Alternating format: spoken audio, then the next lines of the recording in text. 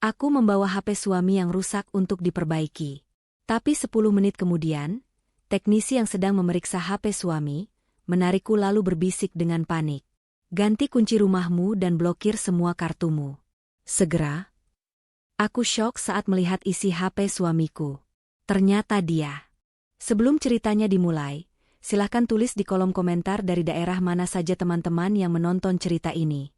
Jangan lupa like dan subscribe agar channel ini bisa semakin berkembang dan bisa mempersembahkan cerita yang lebih menarik lagi. Pagi itu terasa biasa saja, sama seperti ratusan pagi lainnya yang telah aku lewati bersama Aldo. Aroma kopi yang baru diseduh menguar dari dapur, bercampur dengan wangi sabun setelah Aldo mandi. Dia suamiku, pria yang kuanggap pilar hidupku. Kami membangun semuanya dari nol, sebuah rumah kecil, karir yang stabil, dan cinta yang kukira tak tergoyahkan. Aldo mengecup keningku sebelum duduk di meja makan. Senyumnya masih sama hangatnya seperti saat kami pertama bertemu. Kami bicara tentang rencana akhir pekan, tentang film yang ingin kami tonton, hal-hal ringan yang mengisi keheningan pagi. Semuanya tampak sempurna, begitu sempurna hingga terasa rapuh.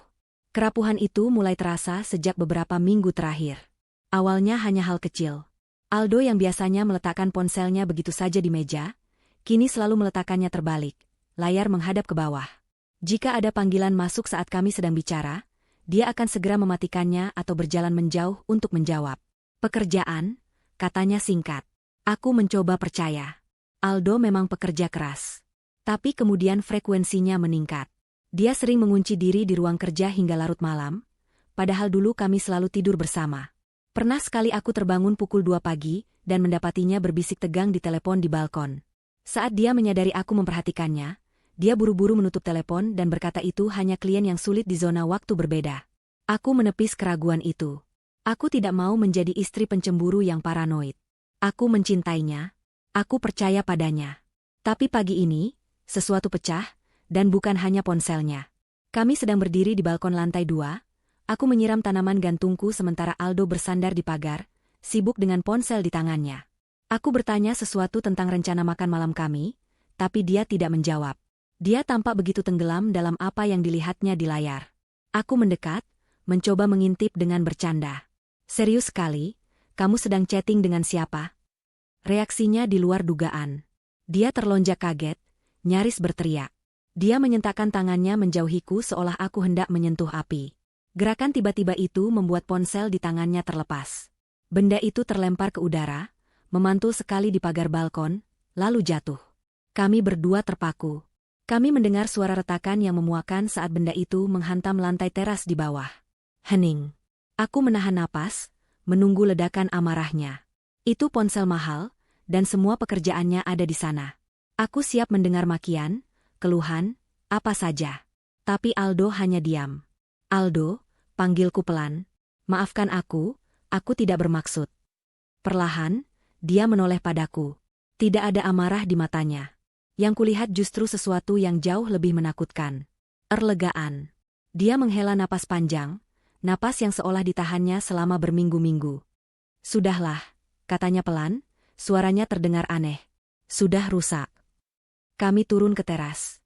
Ponsel itu hancur berantakan. Layarnya pecah seperti sarang laba-laba, rangkanya bengkok. Tidak mungkin diperbaiki.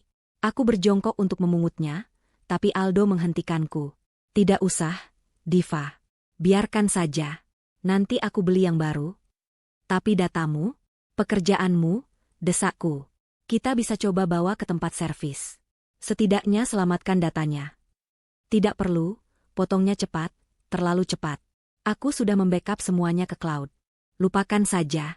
Anggap saja ini waktunya ganti ponsel baru. Dia mengambil ponsel yang hancur itu, membawanya ke dapur, dan tanpa ragu membuangnya ke tempat sampah di bawah wastafel.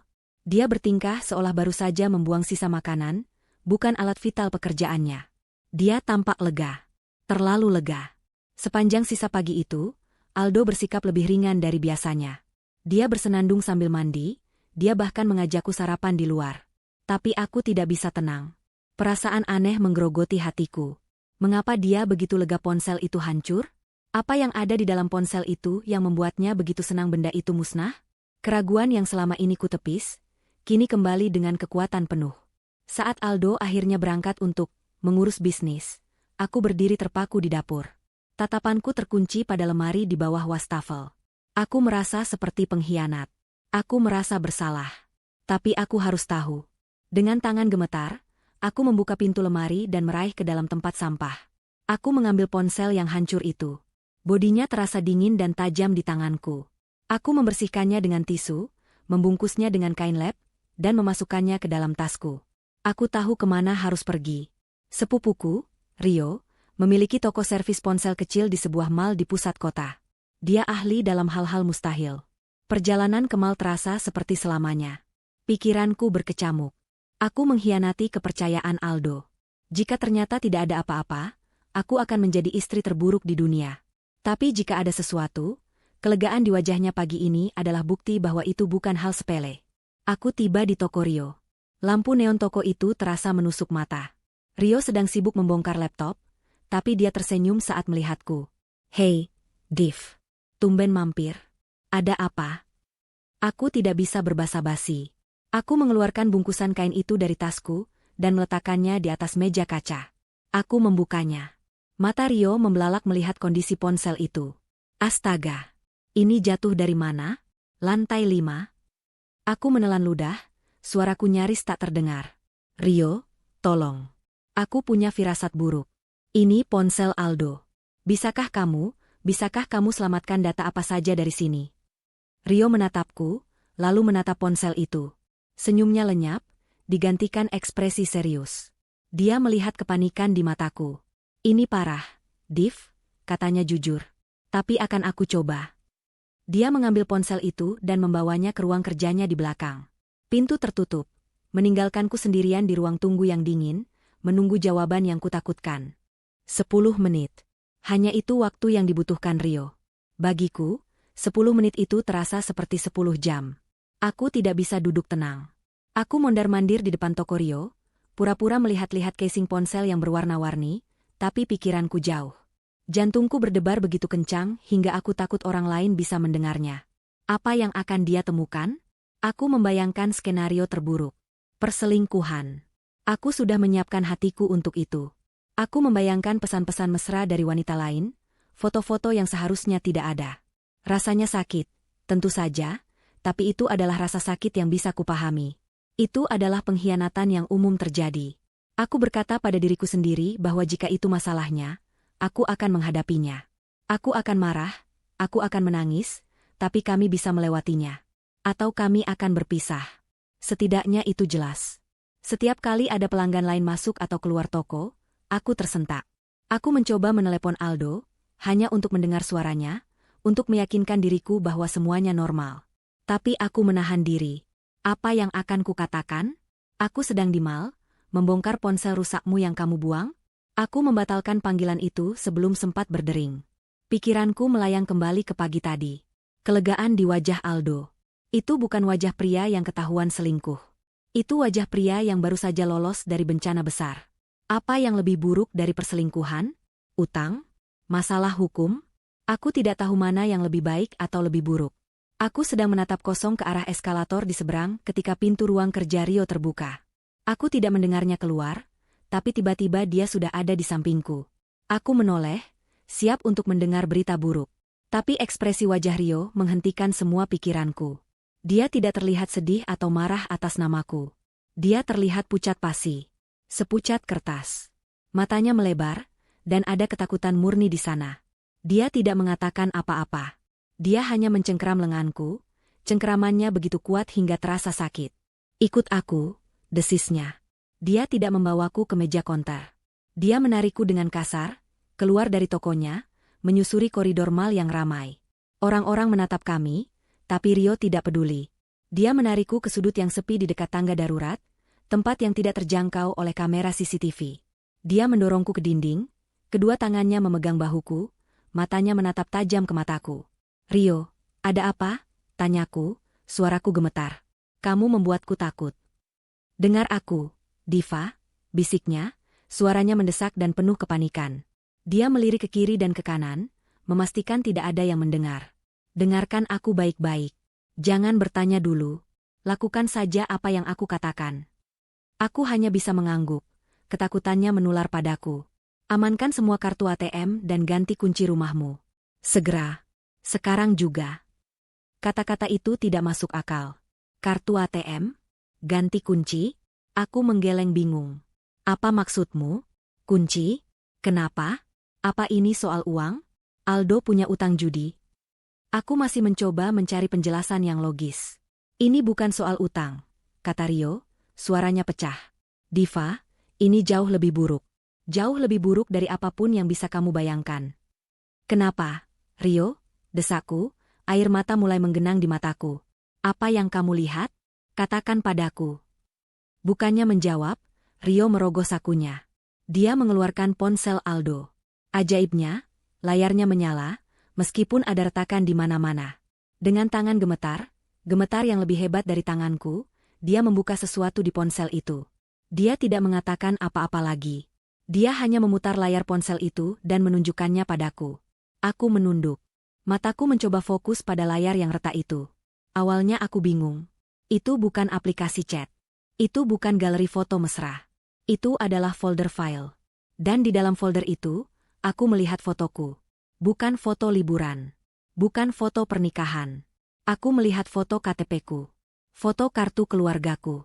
Foto halaman depan buku tabunganku. Foto pasporku. Dan di bawahnya, sebuah file dokumen yang belum selesai kubaca judulnya. Rio, ini. Aku mulai bicara, masih tidak mengerti. Kenapa dia menyimpan semua ini? Terus lihat, bisik Rio. Dia menggeser layar itu. Dan saat itulah aku melihatnya. Sebuah dokumen lain. Darahku serasa membeku. Napasku tercekat di tenggorokan. Seluruh kebisingan mal di sekitarku lenyap. Yang kulihat hanyalah kata-kata di layar itu. Itu adalah draft surat. Surat kuasa. Dengan namaku tercetak rapi di atasnya, memberikan kuasa penuh kepada Aldo untuk menjual rumah kami. Dan di bawahnya, ada sebuah file gambar. Itu adalah spesimen tanda tanganku. Sempurna. Sama persis seperti aslinya. Ya Tuhan, aku berbisik. Aku tidak bisa merasakan kakiku. Masih ada lagi, kata Rio, wajahnya mengeras. Dia menggeser lagi, membuka aplikasi pesan instan yang aman, yang bahkan aku tidak tahu Aldo memilikinya. Ada satu percakapan di sana, dengan kontak yang hanya bernama J. Pesan terakhir baru saja masuk beberapa menit yang lalu, saat ponsel itu terhubung ke Wi-Fi toko Rio. Aku membaca pesan itu. Dan dunia di sekelilingku runtuh. Pesan dari J itu berbunyi, bagus, HP-nya sudah hancur. Sesuai rencana. Lakukan tahap akhir malam ini. Pastikan dia tertidur, pulas saat kita kosongkan semuanya. Aku menatap layar retak itu, tapi kata-katanya kabur. Telingaku berdengung. Tertidur pulas. Kalimat itu berputar-putar di kepalaku, menenggelamkan suara-suara lain di mal. Kakiku lemas. Aku pasti sudah jatuh jika Rio tidak memegangiku. Aku bersandar ke dinding tangga darurat yang dingin, dan rasa dingin itu menjalar ke tulangku, tapi tidak sedingin darahku yang terasa membeku. Tidak, aku berbisik. Itu kata pertama yang berhasil keluar dari mulutku. Tidak mungkin. Ini salah. Ini pasti jebakan. Seseorang menjebak Aldo. Aku menatap Rio, memohon padanya dengan mataku untuk setuju. Kamu tahu Aldo, Rio. Dia baik. Dia tidak mungkin melakukan ini. Dia mencintaiku. Wajah Rio yang pucat kini mengeras. Dia tidak goyah. Diva, aku juga berharap ini salah, katanya, suaranya pelan tapi tegas.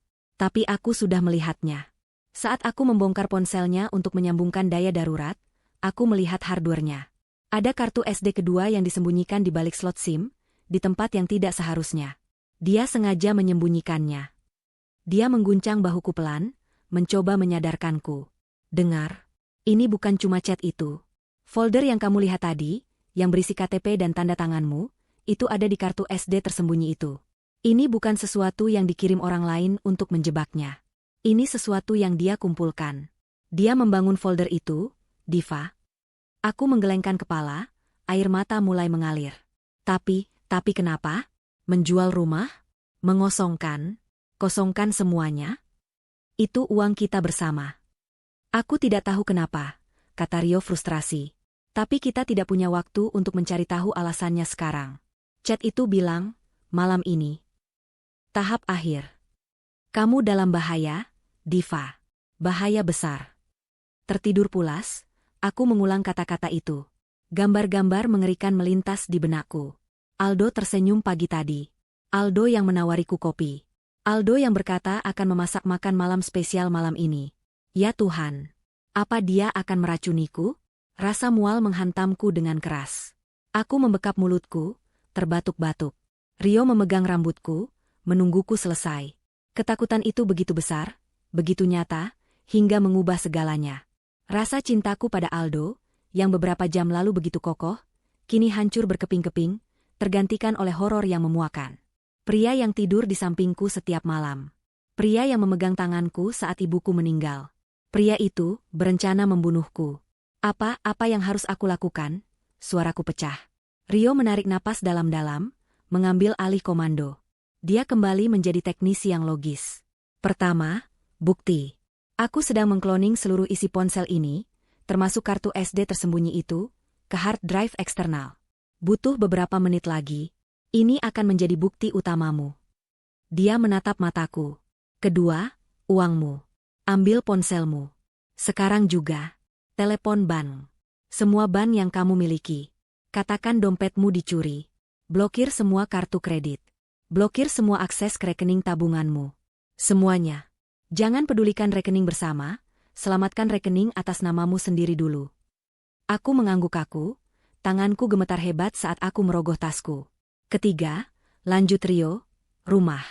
Kamu tidak bisa kembali ke sana jika kuncinya masih sama. Dia bisa masuk kapan saja. J, itu bisa masuk kapan saja. Siapa, J?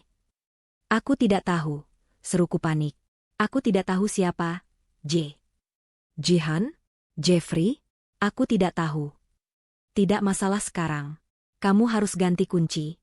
Telepon tukang kunci 24 jam. Suruh mereka bertemu denganmu di rumah. Segera, perintah Rio. Tapi Aldo mengira ponsel ini hancur. Dia mengira rencananya aman, potong Rio. Dia akan bertindak normal. Kamu juga harus bertindak normal. Kamu harus sampai di rumah sebelum dia. Kamu harus ganti kunci itu sebelum dia pulang. Dia berhenti sejenak, melihat ketakutan di wajahku. Diva, kamu bisa melakukan ini. Kamu harus. Ini bukan lagi soal pernikahanmu. Ini soal hidupmu. Kata-kata itu menyentakku. Hidupku. Dia benar. Pria yang kucintai telah merencanakan akhir hidupku malam ini. Tiba-tiba, rasa takut yang membekukan itu berubah menjadi sesuatu yang lain. Sesuatu yang dingin, keras, dan tajam. Itu adalah kemarahan. Kemarahan yang murni dan membara. Bagaimana dia bisa? Setelah semua yang kami lalui, aku menegakkan tubuhku. Air mataku berhenti mengalir. Aku menghapus sisa air mata di pipiku dengan kasar. Baik, kataku, suaraku terdengar asing, lebih kuat dari yang kuduga. Apalagi? Rio tampak sedikit lega melihat perubahan dalam diriku. Aku akan selesaikan cloning ini. Setelah selesai, aku akan masukkan hard drive-nya ke dalam kotak ponsel baru. Aku akan berikan padamu dalam kantong belanja. Jika Aldo menelepon dan bertanya kamu di mana, katakan kamu sedang di mall, merasa bersalah karena ponselnya rusak, jadi kamu membelikannya yang baru. Itu rencana yang cerdas. Itu memberiku alasan untuk berada di mall, dan alasan untuk membawa barang baru ke rumah. Jangan hubungi polisi, kata Rio tegas. Belum. Kita tidak tahu siapa, J. Kita tidak tahu seberapa dalam ini. Jika Aldo punya koneksi, polisi bisa saja memberinya peringatan. Kita harus menjebak mereka saat mereka sedang beraksi. Saat mereka mencoba melakukan tahap akhir itu. Menjebak mereka? Satu langkah dulu, kata Rio. Blokir kartu. Ganti kunci. Amankan bukti. Dan yang paling penting, Diva jangan makan atau minum apapun yang dia berikan malam ini. Apapun yang terjadi, jangan. Aku mengangguk. Baik. Sekarang, pergi ke kamar mandi. Cuci mukamu. Tenangkan dirimu. Aku akan menemuimu di depan toko dalam 10 menit dengan paketnya. Bersikaplah normal. Aku berjalan menjauh darinya, kakiku masih terasa seperti jeli, tapi punggungku tegak. Aku masuk ke kamar mandi mall yang ramai. Aku menatap cermin. Wajah wanita yang menatap balik tampak asing. Pucat, dengan mata memerah, tapi ada kilatan baja di dalamnya yang belum pernah kulihat sebelumnya. Aku mencuci wajahku dengan air dingin, merasakan sengatannya di kulitku. Aku menarik napas dalam-dalam.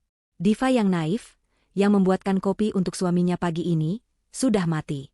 Wanita yang keluar dari kamar mandi ini adalah seorang pejuang. Dia berjuang untuk hidupnya. Aku kembali ke depan toko Rio tepat 10 menit kemudian. Dia sedang melayani pelanggan lain, tertawa seolah tidak ada apa-apa. Dia melihatku, tersenyum, dan menyerahkan sebuah kantong belanja kertas. Ini, Diva. Tipe terbaru. Semoga Aldo suka, ya. Maaf soal yang tadi. Aku mengangguk, memainkan peranku. Terima kasih, Rio. Aku yang minta maaf sudah merepotkan. Aku mengambil kantong itu. Di dalamnya ada kotak ponsel baru. Dan di dalam kotak itu, tersembunyi hard drive berisi pengkhianatan suamiku. Aku berjalan keluar dari mall, tapi tidak menuju tempat parkirku. Aku berbelok ke lobi hotel yang terhubung dengan mall. Aku butuh tempat yang aman untuk melakukan panggilan telepon. Aku duduk di sofa bludru yang mewah, dikelilingi oleh pebisnis yang sibuk dan turis yang tertawa. Ironis. Duniaku baru saja hancur, dan aku duduk di tengah-tengah kehidupan normal. Aku mengeluarkan ponselku. Hal pertama, bang. Tanganku gemetar begitu hebat hingga aku salah menekan nomor PIN 3 kali. Tenang, Diva, bisikku pada diri sendiri. Aku menarik napas, lalu menelepon layanan pelanggan bank pertamaku. Suara mesin otomatis yang ceria menyambutku. Selamat datang di bank. Tekan 1 untuk informasi saldo.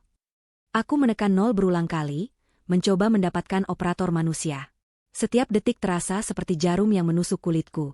Aldo bisa saja sedang dalam perjalanan pulang. Mohon tunggu, semua operator kami sedang melayani. Musik tunggu yang mengerikan mulai diputar. Aku ingin melempar ponselku ke dinding. Akhirnya, sebuah suara terdengar. Selamat siang, dengan bunga, ada yang bisa dibantu. Saya kehilangan dompet saya, kataku, berusaha membuat suaraku terdengar panik, padahal yang kurasakan adalah teror. Saya mau blokir semua kartu saya.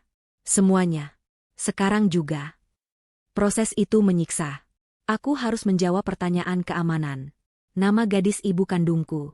Tanggal lahirku. 15 menit yang terasa seperti selamanya dihabiskan untuk mengejar namaku, mengonfirmasi nomor rekening, dan meyakinkan 3 operator berbeda di 3 bank berbeda, bahwa aku adalah diriku sendiri dan aku ingin semua asetku dibekukan. Termasuk deposito? Anda yakin, Bu? Ya. Bekukan semuanya. Teriakku, membuat seorang tamu hotel menoleh ke arahku. Aku menunduk, pura-pura terisak. Tolong, saya takut sekali. Setelah kartu terakhir dikonfirmasi terblokir, aku menutup telepon. 1 tugas selesai. Tugas kedua, tukang kunci.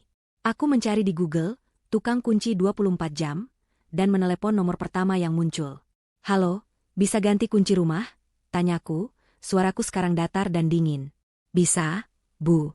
Tapi mungkin baru sore nanti, kata pria di seberang sana dengan santai. Tidak, kataku tegas. Saya butuh sekarang. Ini darurat. Saya terkunci di luar rumah dan anak saya di dalam. Aku berbohong. Kebohongan itu keluar begitu saja, tanpa ragu. Saya akan bayar Anda 3 kali lipat. Kirimkan saja alamatnya. Anda harus tiba di sana dalam 30 menit. Uang berbicara. Pria itu langsung setuju. Aku memberinya alamatku dan dia berjanji akan segera berangkat. Aku akhirnya berjalan ke tempat parkir. Kantong belanja berisi hard drive itu terasa begitu berat di tanganku. Aku meletakkannya di kursi penumpang, menatapnya. Benda itu adalah satu-satunya penyelamatku. Aku menyalakan mobil. Perjalanan pulang seharusnya hanya memakan waktu 20 menit. Hari itu, rasanya seperti melintasi benua. Setiap mobil silver yang kulihat di jalan membuat jantungku melompat ke tenggorokan. Apakah itu Aldo? Apakah dia sudah pulang? Apa yang akan dia lakukan jika dia tiba di rumah dan melihatku mengganti kunci? Rencana Rio bagus, tapi penuh risiko. Pikiranku berpacu. Aku memutar ulang setiap kenangan tentang aku dan Aldo. Liburan kami ke Bali. Caranya dia membawakanku sup saat aku sakit. Caranya dia tertawa. Apakah semua itu palsu? Apakah dia menatapku selama ini, merencanakan ini? Aku ingat beberapa bulan lalu, saat kami menandatangani dokumen KPR untuk ruko baru. Dia yang mengurus semua dokumennya. Biar aku saja, sayang, katanya. Kamu tanda tangan saja di sini, dan di sini. Aku tanda tangan. Aku bahkan tidak membacanya. Aku percaya padanya. Betapa bodohnya aku. Aku teringat pada Jihan. Sahabatku. Apakah mungkin? Jihan yang mengenalkanku pada Aldo. Jihan yang menjadi pengiring pengantinku. Jihan yang baru minggu lalu makan siang denganku, mengeluh tentang betapa beruntungnya aku memiliki Aldo. Jika itu Jihan, ini bukan hanya pengkhianatan. Ini adalah sesuatu yang jauh lebih gelap. Aku berbelok ke jalan rumahku, perutku mulas karena cemas. Aku melihat sebuah van putih terparkir di depan gerbangku. Tukang kunci. Syukurlah. Aku memarkir mobil di garasi dan berlari menemuinya. Cepat, Pak. Tolong, desakku. Pria itu, mungkin melihat kepanikan di wajahku dan ingat janjiku untuk membayar 3 kali lipat. Bekerja dengan cepat. Suara bor yang menggerinda silinder kunci lama terdengar seperti musik terindah di dunia. Aku berdiri di teras, pura-pura mengawasinya, tapi mataku sebenarnya menyapu jalanan. Setiap detik, aku menunggu mobil silver Aldo muncul. Rumah ini sistem keamanannya bagus. Bu, kata tukang kunci itu, mencoba berbasa-basi. Aku hanya mengangguk. Dia sedang memasang silinder kunci baru ketika ponselku bergetar. Nama, Aldo, menyala di layar. Jantungku berhenti berdetak. Aku menatap layar itu, lumpuh. Dia meneleponku. Dia tahu. Bagaimana dia tahu? Ponsel itu terus bergetar. Bu, tanya tukang kunci. Aku tersentak. Aku harus menjawab. Aku harus bersikap normal. Aku menarik napas, menekan ikon hijau. Halo, sayang, kataku, suaraku sedikit lebih tinggi dari biasanya. Hei, Div. Kamu di mana? Suara Aldo terdengar normal. Hangat. Penuh kasih. Itu membuatku ingin muntah. Aku baru saja keluar dari mal. Kataku, mencoba terdengar santai. Ada sedikit drama tadi. Drama apa? Tanyanya. Aku merasa sangat bersalah soal ponselmu pagi tadi. Jadi, aku membelikanmu yang baru. Sebagai permintaan maaf. Kataku. Hening sejenak di seberang. Lalu dia tertawa. Tawa yang tulus. Sayang, kamu tidak perlu melakukan itu. Sudah kubilang tidak apa-apa. Aku tahu. Tapi aku tetap merasa tidak enak. Kataku, ya sudah. Kamu di mana sekarang? Sudah mau pulang? Tukang kunci itu sedang menguji kunci baru. Klik, klik. Iya, kataku cepat, mencoba menutupi suara itu. Aku sedang di jalan. Mungkin 10 menit lagi sampai.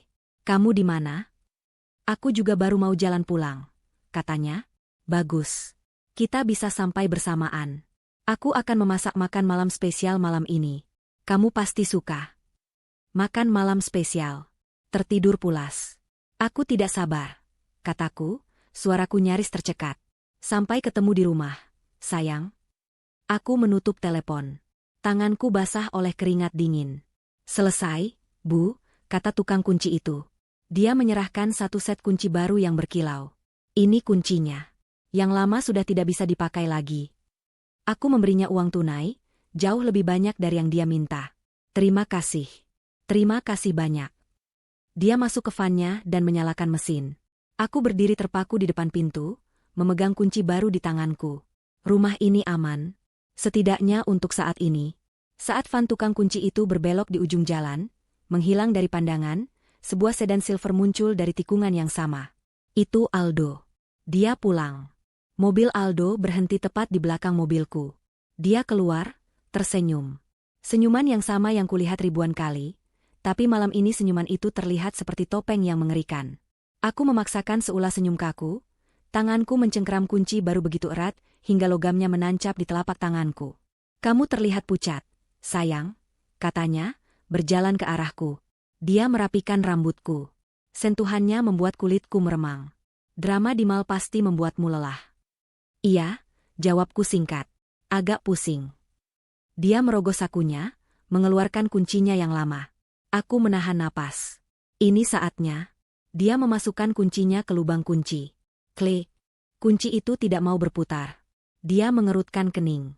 Dia mencobanya lagi, lebih keras. Klang. Suara logam yang beradu dengan logam. Kunci itu tidak masuk sepenuhnya. Aneh, gumamnya. Dia menatapku. Kuncinya macet. Jantungku berdebam di dada. Ini adalah kebohongan pertama. Aku harus melakukannya dengan benar. Ah, Aku memaksakan tawa gugup. Soal itu. Maaf, Al. Aku lupa memberitahumu. Aku mengangkat kunci baru di tanganku. Aku harus mengganti semua kunci. Ekspresi Aldo berubah. Senyumnya lenyap. Matanya menyipit. Itu hanya sepersekian detik, tapi aku melihatnya. Kemarahan. Kemarahan yang dingin dan cepat. Mengganti kunci? Kenapa? Aku harus terlihat panik, persis seperti yang Rio sarankan. Dompetku, kataku, suaraku sengaja dibuat bergetar. Aku rasa dompetku dicuri di mal. Aku tidak yakin, mungkin jatuh, tapi kuncinya ada di sana. Kunci rumah cadangan kita. Aku menatapnya dengan mata terbelalak, memainkan peran istri yang ketakutan. Aku panik sekali.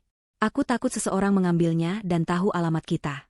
Jadi aku langsung menelepon tukang kunci. Aldo menatapku lama. Aku bisa melihat pikirannya bekerja di balik matanya. Dia sedang menimbang-nimbang. Apakah dia percaya padaku? Dan kartunya? Tanyanya pelan. Aku baru saja dapat email dari bank. Semua rekening diblokir. Itu juga karena dompet? Iya, aku mengangguk cepat. Semua kartu ada di dompet itu. KTP, kartu kredit, kartu debit. Aku langsung memblokir semuanya. Aku takut sekali, Al. Dia menatapku sejenak lagi. Lalu, perlahan, topeng itu kembali terpasang. Wajahnya melembut. Dia menghela napas dan memelukku. Ya Tuhan, sayang, kamu pasti ketakutan sekali. Kenapa tidak meneleponku? Pelukannya terasa seperti sangkar. Aku harus menahan keinginan untuk mendorongnya menjauh. Semuanya terjadi begitu cepat, bisikku ke bahunya. Aku baru meneleponmu setelah semuanya selesai. Tidak apa-apa, katanya, melepaskan pelukannya. Dia mengambil kunci baru dari tanganku. Kamu melakukan hal yang benar. Pintar. Dia membuka pintu. Sekarang ayo masuk. Kamu harus tenang. Aku akan memasak makan malam yang enak untukmu. Rumahku sendiri kini terasa seperti wilayah musuh. Setiap sudutnya terasa asing. Aku meletakkan kantong belanja berisi kotak ponsel baru itu di meja ruang tamu. Ini untukmu, kataku. Aldo meliriknya. Kamu benar-benar membelikanku yang baru. Dia tersenyum, tapi senyumnya tidak sampai ke mata. Kamu tidak seharusnya repot-repot. Aku hanya merasa bersalah, kataku sambil berjalan ke dapur. Dia mengikutiku.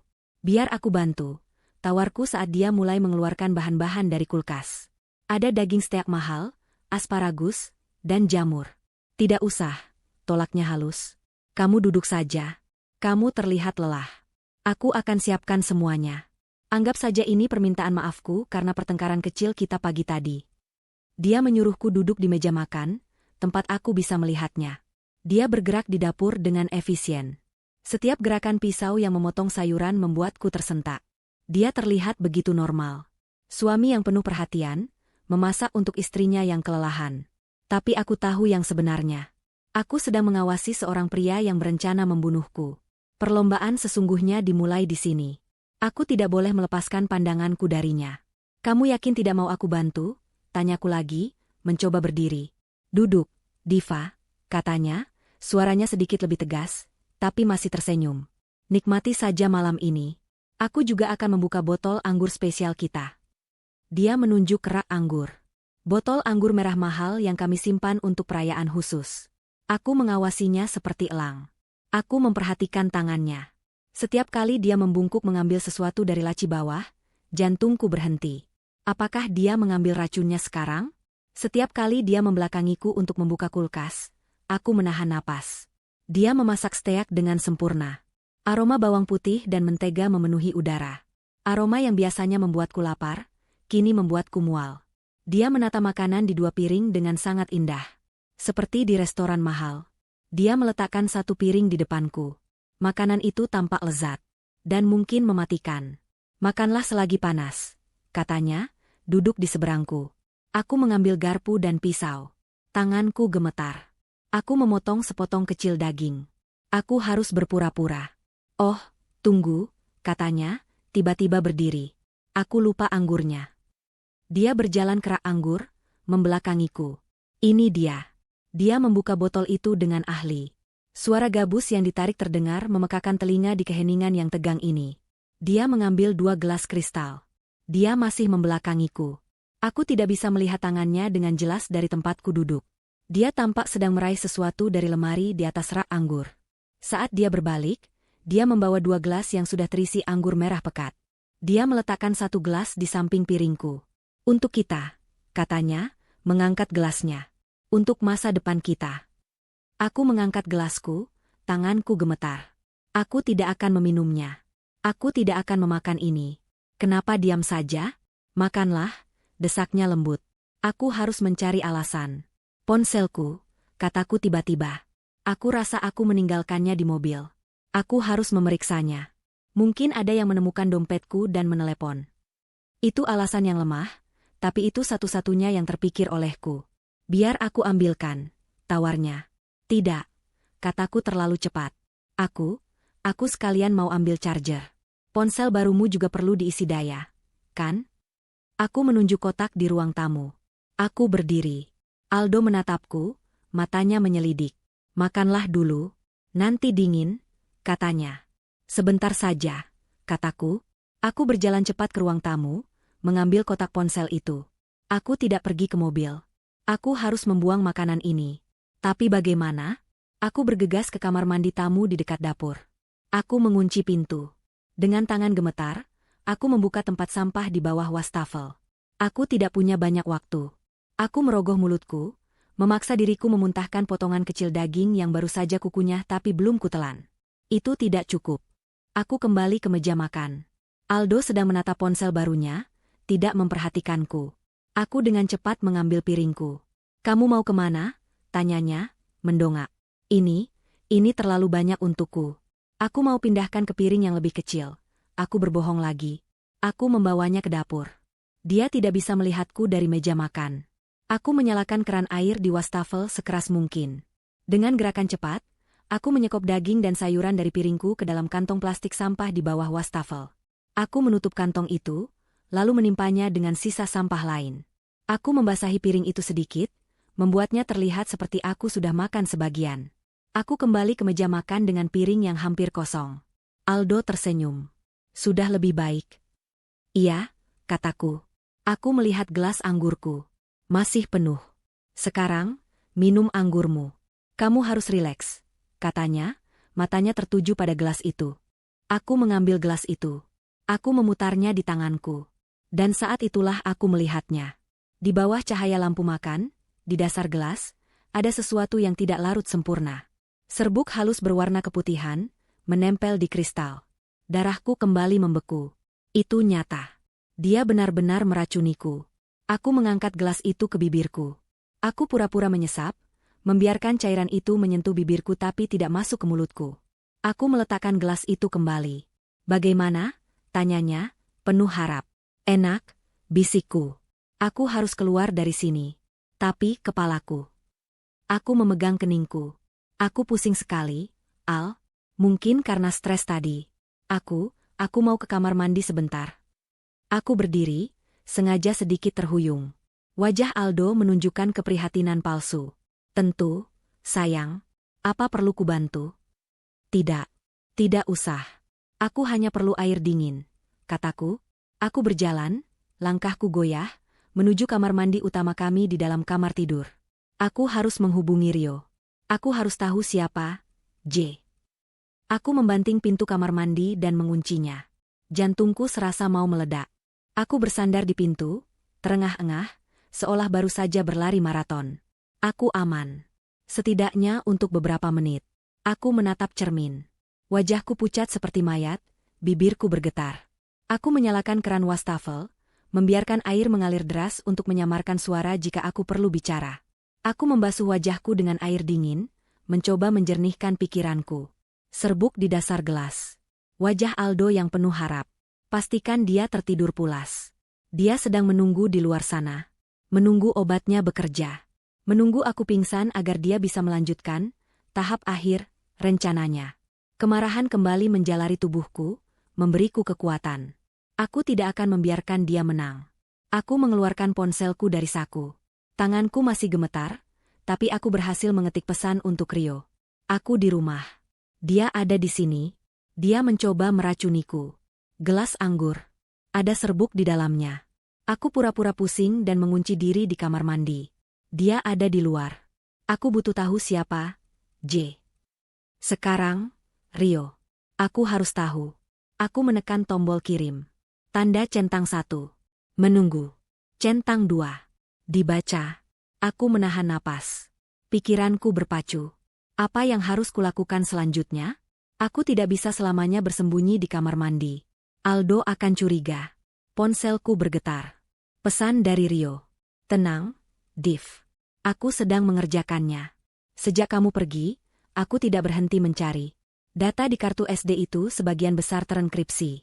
Tapi aku menemukan sesuatu. Kalender. Dia punya backup kalender yang tidak terenkripsi. Ketukan di pintu kamar mandi. Tok tok tok. Diva? Sayang? Kamu tidak apa-apa. Suara Aldo. Terdengar begitu khawatir. Begitu palsu. Aku tersentak. Aku menempelkan punggungku ke pintu. Iya? Aku balas berteriak. Suaraku sengaja dibuat lemah. Perutku mual sekali. Mungkin aku salah makan tadi siang? Mau kuambilkan obat? Tanyanya. Tidak. Tidak usah. Biarkan aku sendiri sebentar. Terdengar hening di luar. Aku membayangkan dia berdiri di sana, di kamar tidur kami, mendengarkan. Menunggu. Ponselku bergetar lagi. Rio. Ada jadwal pertemuan rutin. Setiap hari Rabu, jam 2 siang. Selama 3 bulan terakhir. Tempatnya selalu sama. Sebuah kafe kecil di pusat kota. Tidak ada nama. Hanya, pertemuan. Aku mengetik balasan dengan cepat. Itu tidak memberitahuku siapa orangnya. Aku tahu. Tuh. Aku sedang melakukan cross-reference dengan data GPS dari log ponselnya. Dia tidak menghapus data lokasinya. Bodoh. Sialnya, data GPS 3 hari terakhir korup. Mungkin rusak saat ponselnya jatuh. Tapi aku punya data dari minggu lalu. Dan minggu sebelumnya. Tebak dia ada di mana hari Rabu minggu lalu jam 2 siang? Kafe itu. Dan tebak dia kemana setelah itu? Aku menunggu, jantungku berdebar. Dia pergi ke sebuah gedung apartemen mewah di Kuningan. Dia di sana selama 2 jam. Aku sedang melacak pemilik unit apartemen yang sering dikunjungi di jam itu. Ini butuh waktu. Ketukan di pintu lagi. Kali ini lebih keras. Lebih tidak sabar. Diva, kamu sudah setengah jam di dalam. Buka pintunya. Aku khawatir. Suaranya tidak lagi lembut. Ada nada perintah di dalamnya. Dia mulai panik. Rencananya tidak berjalan sesuai jadwal. Aku diare. Aku berbohong, merasa jijik pada diriku sendiri tapi tidak punya pilihan lain. Jangan masuk. Aku malu. Pergi saja. Aku akan keluar kalau sudah selesai. Terdengar umpatan pelan dari balik pintu. Baiklah. Aku tunggu di ruang tamu. Jangan lama-lama. Aku mendengar langkah kakinya menjauh. Dia memberiku sedikit waktu lagi. Ponselku bergetar hebat. Rio. Aku tidak perlu melacak pemiliknya. Aku menemukan sesuatu yang lain.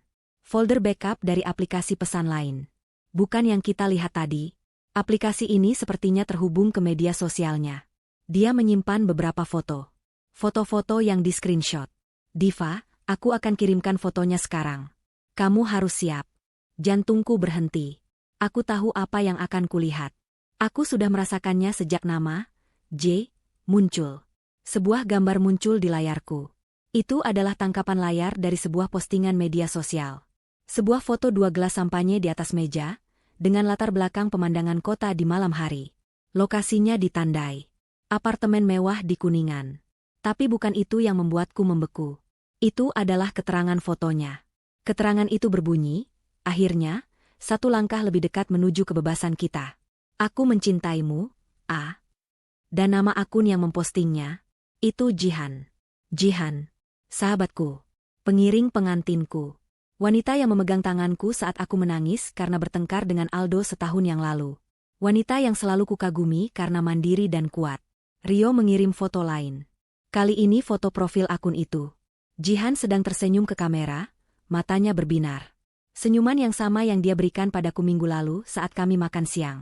J, adalah Jihan. Aku tidak bisa bernapas. Pengkhianatan ini terlalu dalam. Ini bukan hanya suamiku. Ini adalah 2 orang terdekat dalam hidupku. Mereka bersekongkol melawanku. Mereka merencanakan ini bersama. Diva, kamu di sana? Pesan Rio masuk. Rasa sakit itu begitu hebat, begitu tajam, hingga membakar semua ketakutanku. Yang tersisa hanyalah amarah. Amarah yang dingin, murni, dan mematikan. Mereka tidak hanya mencoba mengambil uangku. Mereka tidak hanya mencoba mengambil rumahku. Mereka mencoba mengambil hidupku, sambil tertawa di belakangku. Aldo mengira aku adalah istri yang lemah dan penurut. Jihan mengira aku adalah sahabat yang bodoh dan naif. Mereka salah besar. Aku menghapus air mataku. Aku menatap bayanganku di cermin. Wanita yang ketakutan tadi sudah pergi. Yang menatap balik adalah seseorang yang tidak mereka kenal. Aku membuka kunci pintu kamar mandi. Aku harus mengakhiri sandiwara ini. Aku harus membuat mereka memulai tahap akhir itu. Aku berjalan keluar dari kamar mandi, langkahku masih pura-pura goyah. Aku berjalan ke kamar tidur, tempat Aldo tidak bisa melihatku dari ruang tamu. Aku harus membuatnya percaya obatnya bekerja. Aku meraih bantal dari tempat tidur, sengaja menjatuhkannya. Lalu, aku menjatuhkan diriku sendiri ke lantai di samping tempat tidur, membuat suara gedebuk yang cukup keras. Aku berbaring diam, mata terpejam, napasku pelan dan teratur. Aku mendengarkan. Hening. Lalu, langkah kaki yang cepat dari ruang tamu. Diva? Suara Aldo, tegang. Dia muncul di ambang pintu kamar. Dia melihatku tergeletak di lantai. Diva. Dia berlari ke arahku. Dia tidak berlutut untuk memeriksaku. Dia tidak mengguncangku. Hal pertama yang dia lakukan adalah meraih pergelangan tanganku. Bukan untuk memeriksa nadiku. Dia sedang memeriksa apakah aku masih sadar. Aku tetap diam, lemas.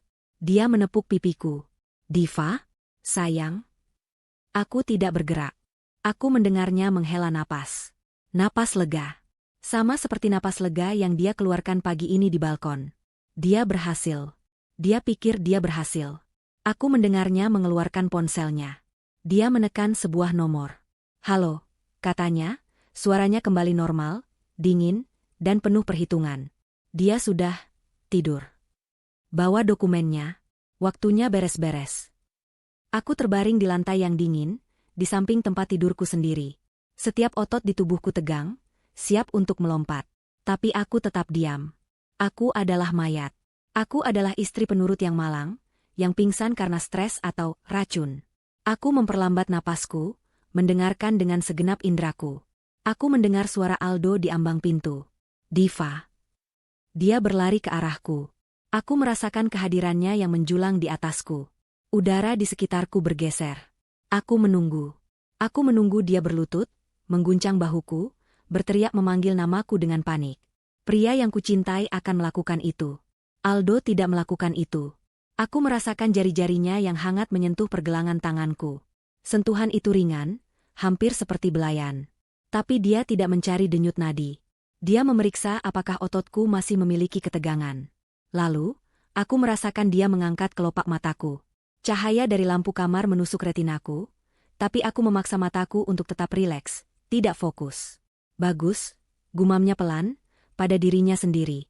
Dia menepuk pipiku. Bukan tepukan panik. Tepukan ringan yang meremehkan.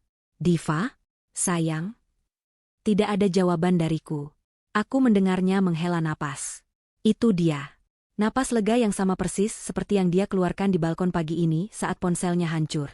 Napas seorang pria yang baru saja berhasil melewati bagian tersulit dari rencananya. Dia pikir aku sudah pingsan. Dia pikir dia menang. Kesalahan terbesarnya adalah meremehkanku. Aku mendengarnya mengeluarkan ponselnya. Aku mendengar suara tombol ditekan. Dia tidak menelepon ambulans. Dia tidak menelepon polisi. Halo, katanya. Suaranya bukan lagi suara suami yang khawatir. Itu adalah suara yang dingin, datar, dan penuh perhitungan. Suara yang belum pernah kudengar sebelumnya. Dia sudah tidur. Bawa dokumennya. Waktunya beres-beres. Hening sejenak. Aku bisa membayangkan Jihan di seberang sana, tersenyum. Ya, lanjut Aldo. Obatnya bekerja sempurna. Tidak, dia tidak curiga apa-apa. Dia tertawa pelan. Tawa itu membuat isi perutku bergolak. Dia bahkan membelikanku ponsel baru. Manis sekali, bukan? Dia menutup telepon. Aku mendengar langkah kakinya menjauh, kembali ke ruang tamu. Dia sedang apa? Membereskan piring makan malam kami? Membersihkan gelas anggur yang berisi racun? Amarah yang tadi kurasakan kini berubah menjadi es. Tidak ada lagi rasa sakit, tidak ada lagi kesedihan. Yang ada hanya fokus. Aku harus menghubungi Rio. Aku menunggu. Setiap detik terasa seperti 1 jam. Aku mendengar suara laci dibuka dan ditutup di dapur. Apa yang dia cari? Lalu aku mendengarnya pergi ke kamar mandi tamu. Suara air keran dinyalakan.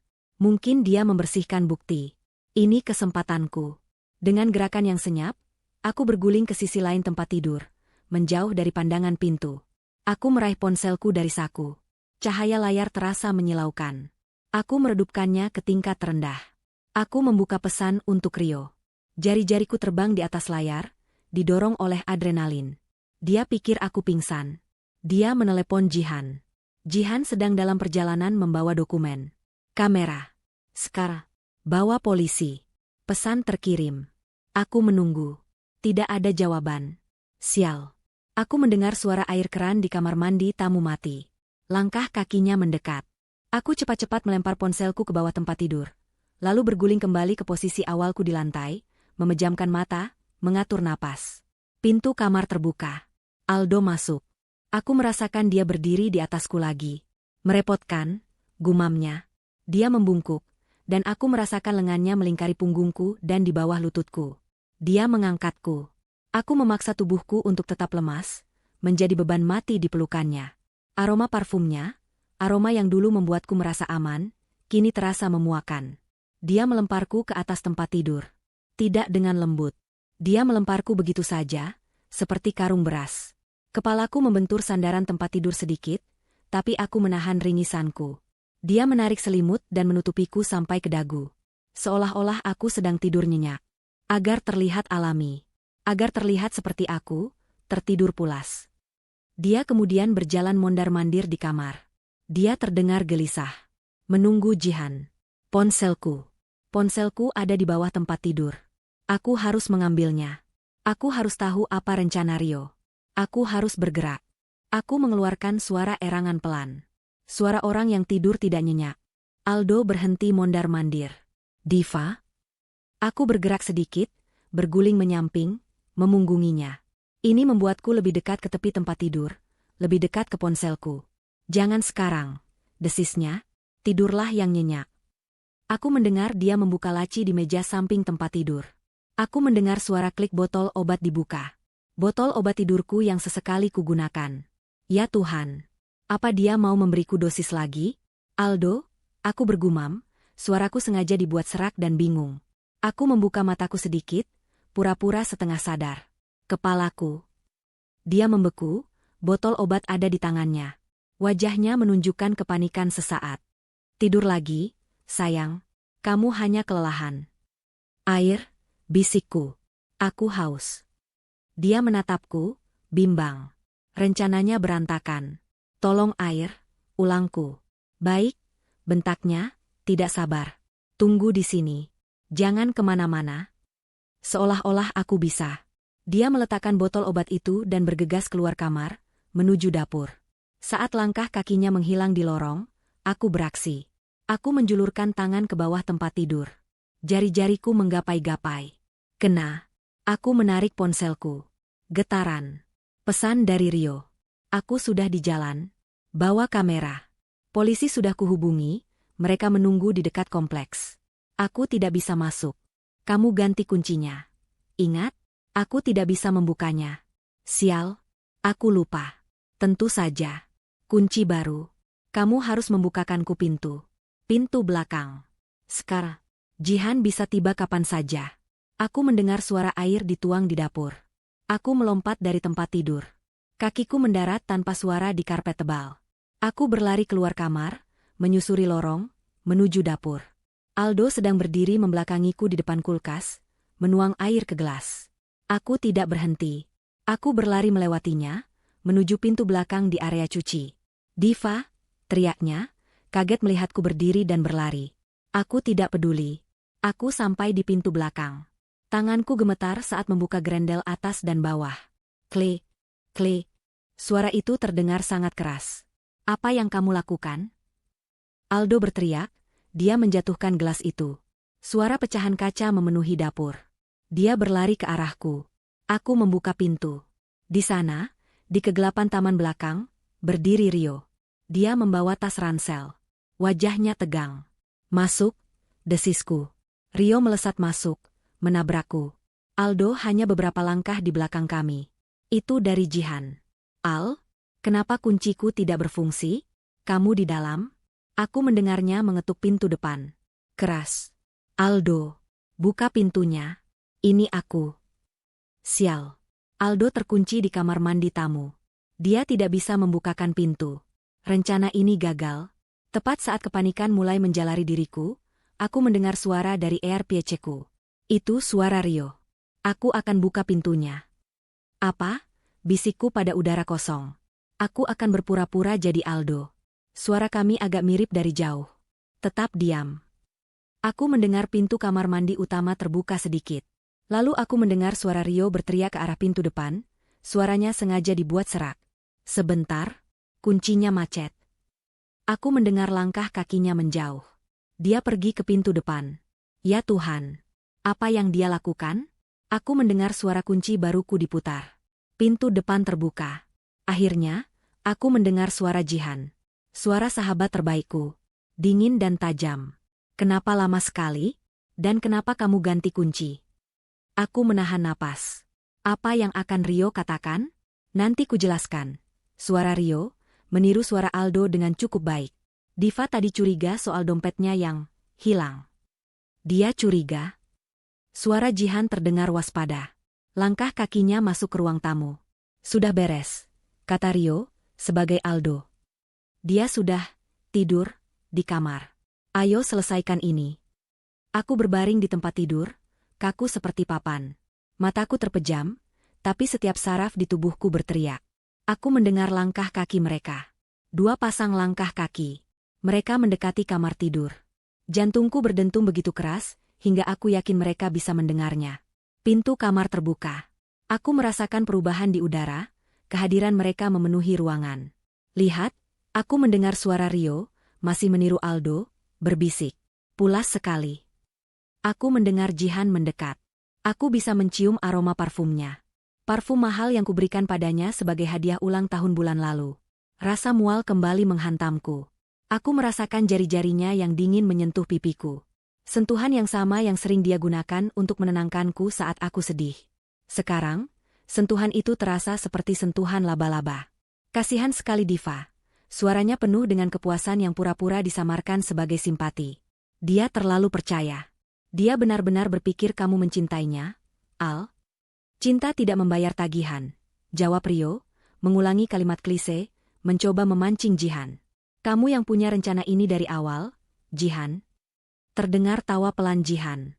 Aku? Kamu yang datang padaku, mengemis seperti anjing, menangis soal utang judimu. Kamu yang bilang akan melakukan apa saja untuk bebas. Aku menahan napasku. Utang judi? Aku hanya menunjukkan jalannya, lanjut Jihan. Dia berjalan mengitari tempat tidur. Aku mendengar dia membuka tasnya. Suara resleting. Dan kamu berutang padaku, Aldo. Ingat itu. Aku yang mengatur semuanya. Aku yang menemukan pembeli untuk rumah ini. Aku yang membuatkan dokumen palsu itu. Aku tahu, kata Rio, sebagai Aldo, suaranya terdengar jengkel. Sekarang, mana dokumennya?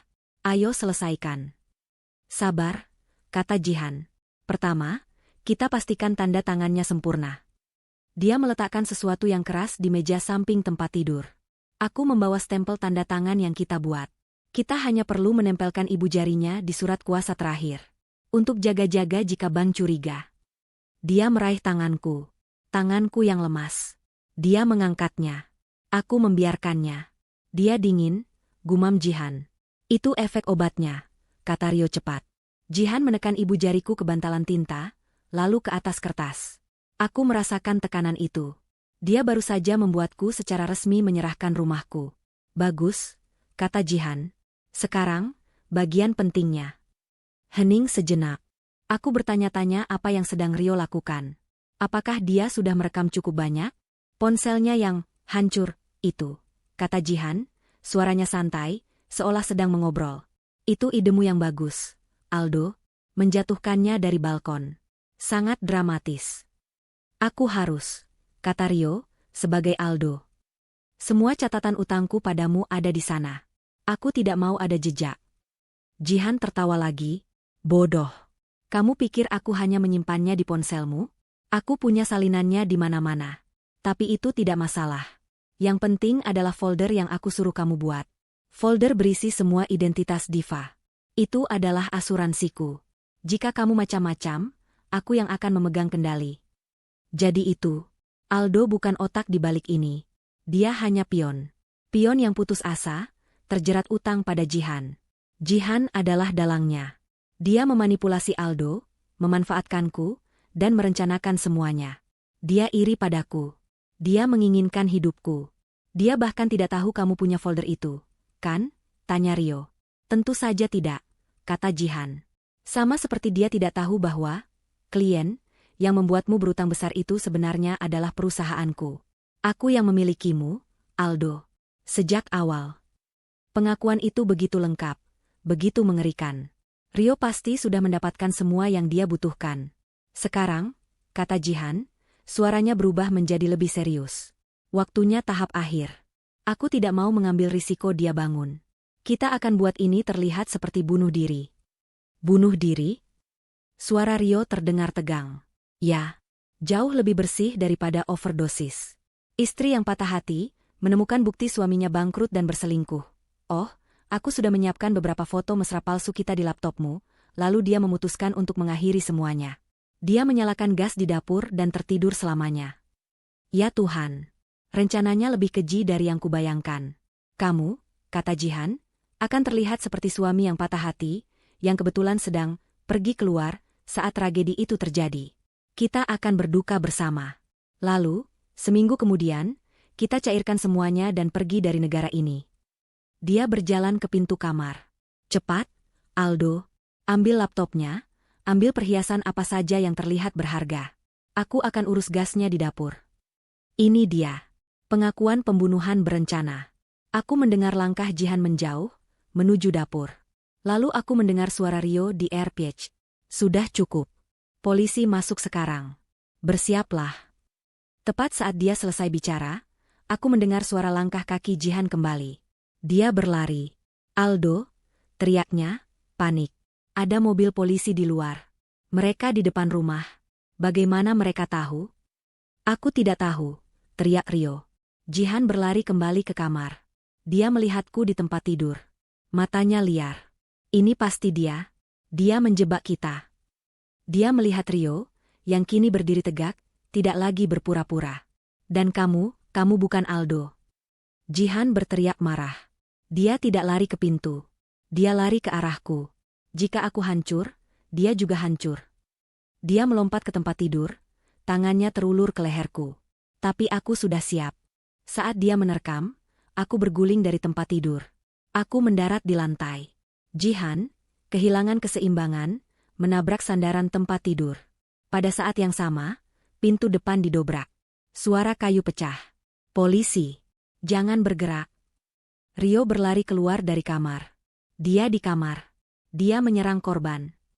Jihan bangkit, matanya menatapku dengan kebencian murni.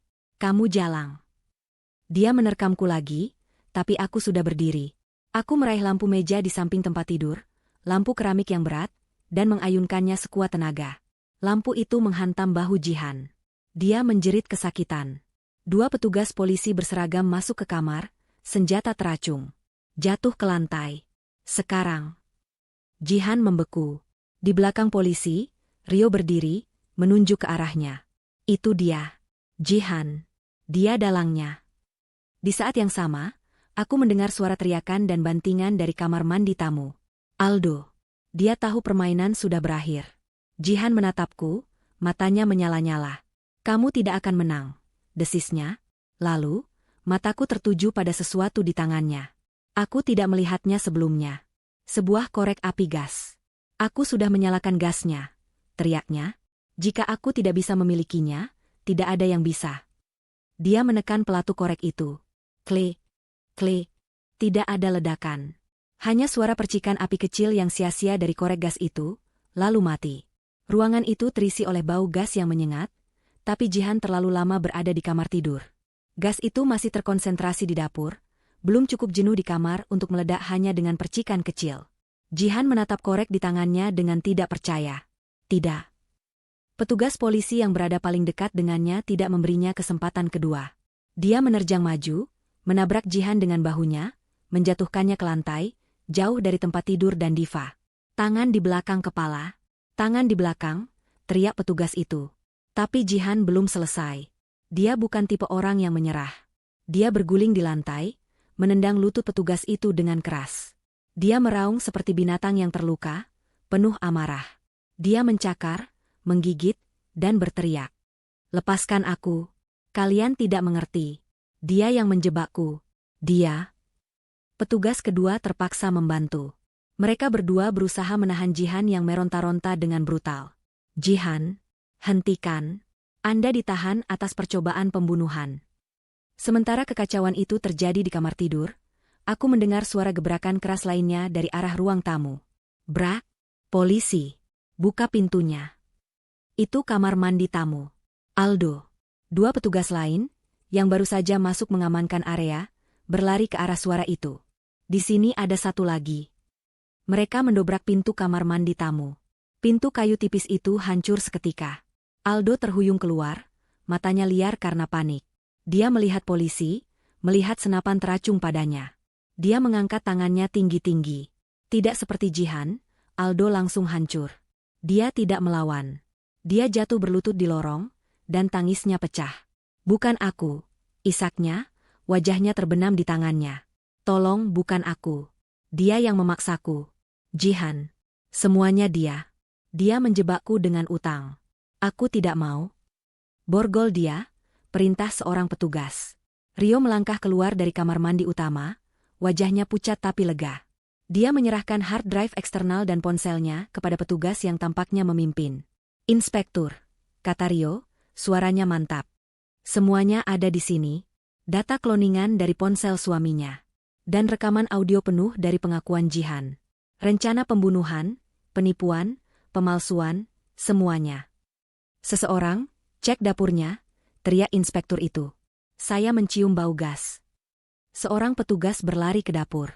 Kompor menyala. Semua tungku terbuka. Petugas itu segera mematikan kompor dan berlari membuka semua jendela di ruang tamu, membiarkan udara malam yang dingin masuk, mengusir bau kematian yang telah direncanakan Jihan. Di kamar tidur, perlawanan Jihan akhirnya berakhir. Mereka berhasil memborgolnya. Saat mereka menariknya berdiri, matanya terkunci padaku.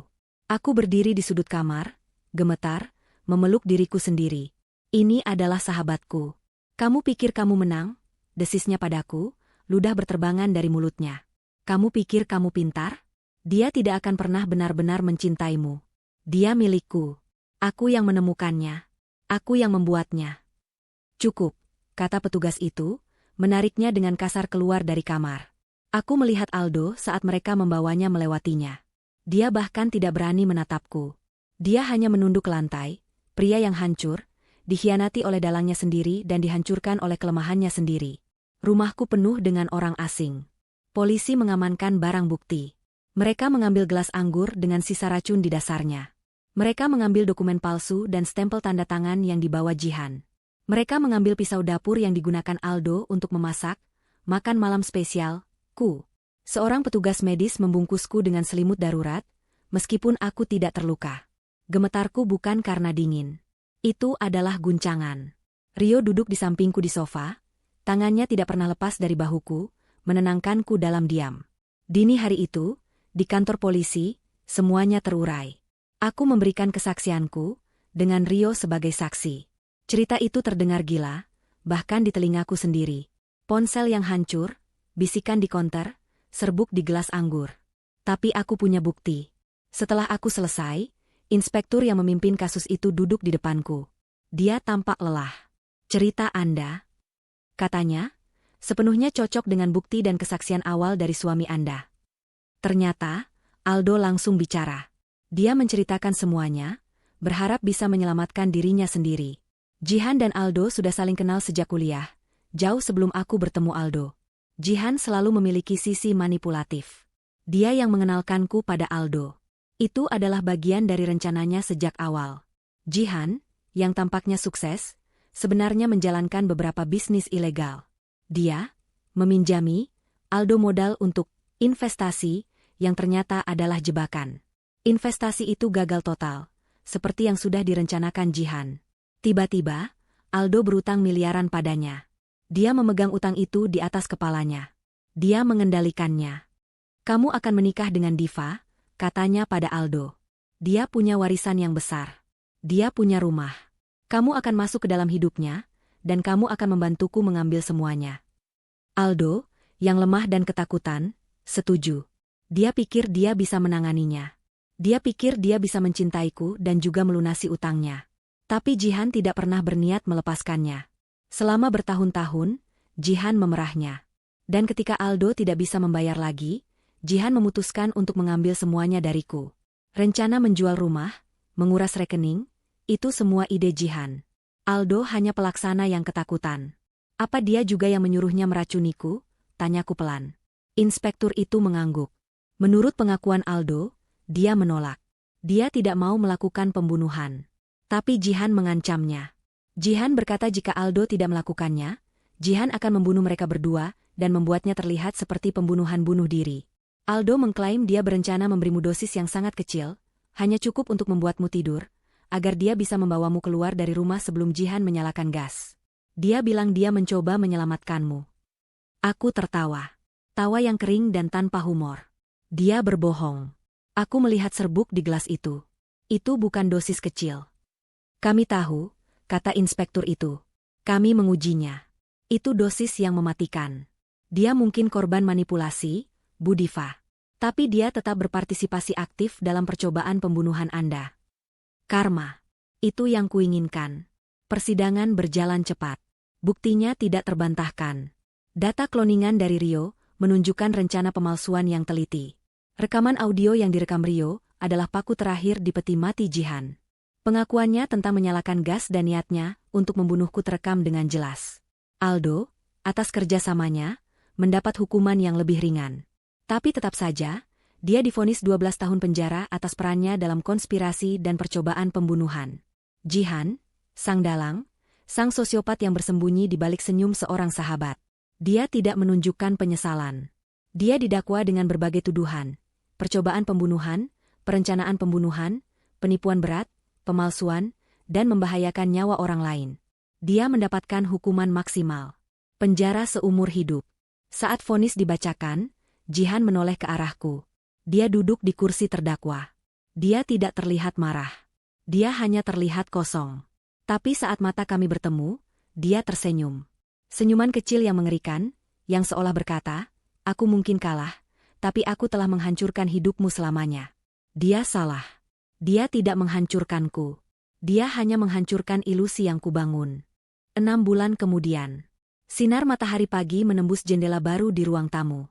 Debu-debu halus menari di udara. Rumah itu berbau cat segar dan kayu lemon. Aku menjual hampir semua perabotan lama. Sofa tempat Jihan duduk, meja makan tempat Aldo menyajikan racunku, tempat tidur tempat aku berpura-pura pingsan. Semuanya hilang. Aku tidak menjual rumah itu. Aku menolak untuk diusir dari tempatku sendiri oleh kenangan buruk. Ini rumahku. Aku merebutnya kembali. Aku sedang duduk di meja dapur baruku, sebuah meja kayu solid yang kokoh, memegang secangkir kopi. Di layar laptop di depanku, wajah Rio tersenyum. Jadi, katanya, suaranya sedikit berderak melalui speaker. Catnya sudah kering? Tidak ada lagi bau gas? Aku tertawa. Tawa yang lepas dan tulus. Sudah lama sekali aku tidak tertawa seperti ini. Tidak ada. Hanya bau kemenangan. Dan sedikit bau terpentin. Bagaimana toko? Ramai, kata Rio. Aku jadi terkenal. Teknisi pahlawan, kata koran lokal. Klienku bertambah 3 kali lipat. Mungkin aku harus mulai mengenakan jubah. Kami tertawa bersama. Hubungan kami telah berubah. Dia bukan lagi hanya sepupu. Dia adalah sauhku, saudaraku. Dia adalah orang yang mempercayai firasatku ketika tidak ada orang lain yang mau. Kamu yakin baik-baik saja sendirian di sana, Div? Tanyanya, senyumnya memudar menjadi kekhawatiran yang tulus. Aku tidak sendirian, kataku, menatap sekelilingku.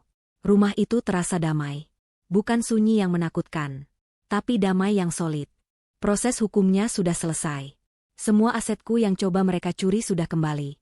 Aku bahkan berhasil membatalkan penjualan ruko yang diam-diam Aldo lakukan di belakangku. Misteri tentang Aldo telah terurai sepenuhnya di pengadilan. Dia adalah pria lemah yang terperangkap oleh wanita yang lebih kuat dan lebih jahat darinya. Kelemahannya membuatnya menjadi monster. Aku tidak lagi membencinya. Aku hanya merasa kasihan. Dan aku senang dia ada di penjara.